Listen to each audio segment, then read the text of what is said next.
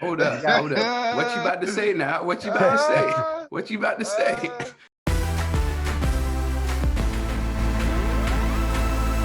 Welcome to the Putback, presented by 888 Sport. Bet $20 on either the Knicks or the Nets and get $88 in free bets with the promo code SNY88. I'm Ian Begley with Chris Williamson. Chris, what do we have for the baseline? Well, Ian, Brian Windhorst of ESPN predicted on his podcast that a player will request a trade in the next 12 months to the New York Knicks. So in your mind, who are some players that kind of fit that bill? Well, first of all, can we create a Windhorst calendar now that he set the date 12 months from now? I love Windy, but I just want to get a calendar out there so we can mark off the days if you're Knicks fans, hoping and praying that something comes through. But I think, Windhorst is right, because we've been talking about the idea that the Knicks feel that they're well positioned to trade for a star. You want me to speculate on names? I'll throw a couple out there. I mean, Donovan Mitchell, New York guy, obviously just signed an extension in Utah, so it seems like he's settled there, but he also has his money, so if he wanted to leave, he could leave and still have his money. Devin Booker, same thing, middle of a big contract. Obviously, Phoenix is playing well, so you wouldn't think that he'd want to go, but, things change. And then I would also say Karl-Anthony Towns, because, Minnesota, struggling. He wants to win. He's been loyal to Minnesota. I'm not suggesting anything's going to happen, but just conjecture, throwing some names out there. Zach Lavine in Chicago. Obviously, he's going to be a free agent, not this summer, but next summer. I don't think he would demand a trade to a specific team, but if things go sideways in any kind of negotiations between he and the Bulls, you could see Chicago taking some calls on potential Lavine trades. And again, the Knicks feel like they're well positioned to be in those conversations because of the cap space, the draft picks, and everything else that they have at the moment.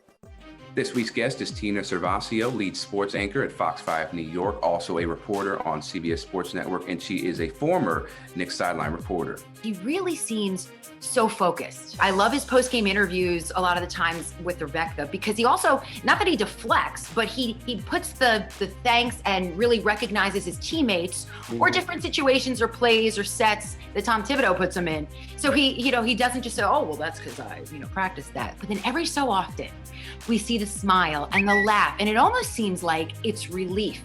Like, oh, I did, okay, the hard work worked and it's paying off. And it's not just my numbers. His team is winning. I had a unique opportunity to interview him for Good Day New York. So we do the interview. He was so relaxed and just happy and appreciative. Wow, my wife and son are gonna get to see me play in person. And I can't wait to see the fans' faces. And he just seemed like that weight was off of his chest, because now everything, all the hard work, and we see it on the court with the Knicks and the results with the teams winning. Now he got to share it with people. It just seems like that's lifted. Julius said it on JJ Redick's podcast. I don't care what anybody says. It's a difficult place to play if things aren't going well. That's what he said. And you know that. So he took a lot of slings and arrows last year when things weren't going well. And he didn't wilt. I mean, there were trade rumors. There was, teams expected him to be available in the offseason. He didn't wilt from any of that. He came back in great shape, and he came back and he's playing the way he's playing. So to me, that's equally as impressive, just the mentality to get back here after a tough year one. And that's one of the things he even said to me about fans returning. He says, I don't care if it's 2,000 or 19,000. If you're not playing well, they're going to let you know, which is a good reminder. He accepted that. So like you said, some people wilt. Some people cannot make it in New York, no matter the sport. I think he took it as a challenge, and it kept him in check. And that's why I see that relief sometimes. And Tina, part of the reason why Randle is having this transformation, not only because of the work that he put in the offseason, but because of Coach Tom Thibodeau. What do you think he's doing that other coaches that you've covered didn't do? Mike Woodson did put an emphasis on defense, but I think Thibs has a different approach to it. And he doesn't take BS, right? Certain players can't take it. They can't play for Thibs. I think you see it with Derrick Rose is a good example. He comes back, this veteran, all the years, all the miles, all the struggles he had with New York previously at the Garden. And what an incredible piece of the puzzle here that Rose has contributed because he's playing under Thibodeau. And I think Randle is the type of player. Give it to me, coach me hard, let's go 120 minutes at 120%. Given how well it's gone in year one for Thibodeau, is the Knicks had an opportunity to get him when Phil Jackson was here, and Jim Dolan, I was told, would have been on board with it. Thibodeau, he went to Minnesota, obviously had the president coach role there, but the Knicks had an opening, and I don't think the Knicks really strongly considered him, but he was open to just coming here to coach. So, it's silly to play the what if game, but you wonder what things would have been like if he had come at that point, would things have been different? Want to get another perspective on things going on around the league right now. So we're bringing in Marcus Gradney for our grad school segment. Maybe you know Marcus as MGrads on Twitter. He's one of the most controversial, influential members of NBA Twitter. A lot of people love him. A lot of people hate him. Maybe you fall somewhere in between. He's also a member of the Elite Media Group. Those guys do a lot of great content, so keep an eye on them. But we wanted to ask Marcus about the All-Star game and about Kenny Payne. Marcus, we're coming off All-Star Weekend, an All-Star Weekend that we'd never seen before, obviously because of the pandemic. Some of the players were vocal about them not wanting to be involved in this, not thinking it was a good idea. What had you been hearing about it, and what did you think about it now that we're a couple days removed from it? The people that I talk to, since I don't talk to anybody, I just be making this stuff up, but the people that I talk to in the game, none of them wanted to play. And then if you saw Bobby Portis tweeted out during the game, he was like, man, they should just announce the teams and let them go be with their families. He plays for the Bucks. He's not going to just be saying that if that's not, obviously that's how he feels, but I'm sure the king of that team, one of the kings of the league, Giannis was saying the same thing. Yes, it happened, and yes, it's good, and Adam Silver's like, yeah, escaped another one. But, could we have done without this game? Yeah, it was kind of rushed and put together. James Harden said that. The LeBron voices his pleasure from the jump. We could have done without it. The players didn't want to play. And you see LeBron only played 13 minutes. He's eating a Cliff Bar at halftime. Y'all have fun. Adam Silver he's trying. Somebody's going to be upset either way.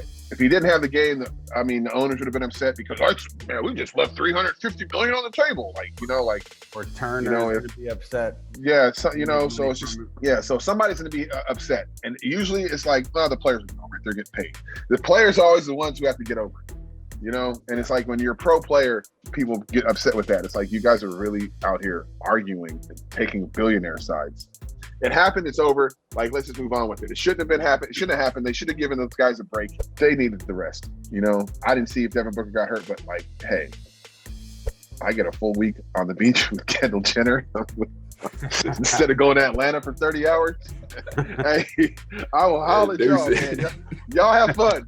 Y'all have fun at this All-Star game. All right, I'm chilling on the beach. All right, y'all, my toes are in the sand. Tina, when you look back, your days as a sideline reporter, what are some of your most memorable moments? It struck me hard last year when Kobe died tragically to think that I got to see his 61 points at the Garden. And I was like, wow, I saw that with my own eyes. And that was kind of early in my sideline reporting career with the NBA and all that. And I remember saying, does Kobe ever cease to amaze you? Like we're still kind of wow, that's a record here, at the Garden for a visitor.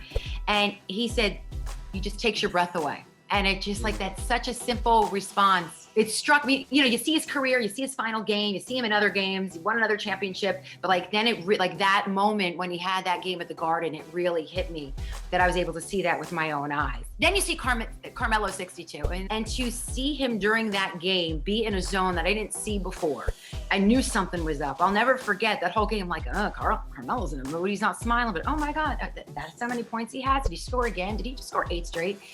And he said he was on a different level. You saw him locked in early on. Oh, because he was always, Mr. Smiling. Yeah, and people think, he doesn't care, he's having fun because he loves the game. But he was in a different zone because they had played an Ali's speech in the locker room before that game because the team wasn't doing so hot. They needed something to motivate him. Well, wow, did that work? And it was that was his favorite athlete. The way the boxing and Ali's story motivated Carmelo, it just was a perfect combination to create that experience.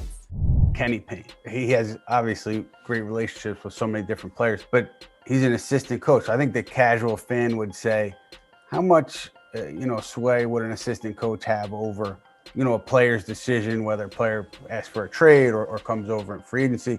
But it's different with Kenny, right? I mean, can you shed some light on that and why he could be, a factor in some player's decision? Kenny recruited these guys. He's known a lot of these guys since they were 14 years old. They've known Kenny for a long time. It's about trust, somebody they can feel comfortable with. Obviously, Thibodeau is the head coach. Okay, that's obvious. But Kenny Payne being on the bench really helps. Really helps because it's he's the go-between, and he's going to keep it real with you. If you start complaining about the coach, you'll be like, man, no, if you playing soft or you not doing this? But I don't want to hear anything about the coach. Some guys can say that to players and they don't respect what they're saying, but Coach Kenny says it, it's like your big uncle, or, the guy who's been with you your whole life, keeping it real with you. A lot of guys don't get that outside of when they leave the arena. So to get it from him, they're like, it's respectable. So it's just like, all right, I'm gonna play hard because, I don't want to let Coach Kenny Payne down. I've been tweeting that since Julius started killing. I was like, Kenny Payne is in his ear. Kenny Payne is in his ear, and it's got an article written about it. That's it for this episode of the Putback, presented by 888 Sport. We'll see you next week, everybody. So where do you think the Knicks will land by the end of this season? That's the subject of this week's SNY Fan Choice, presented by 888 Sport. Bet $20 on the Knicks or Nets and get $88 in free bets with promo code SNY88.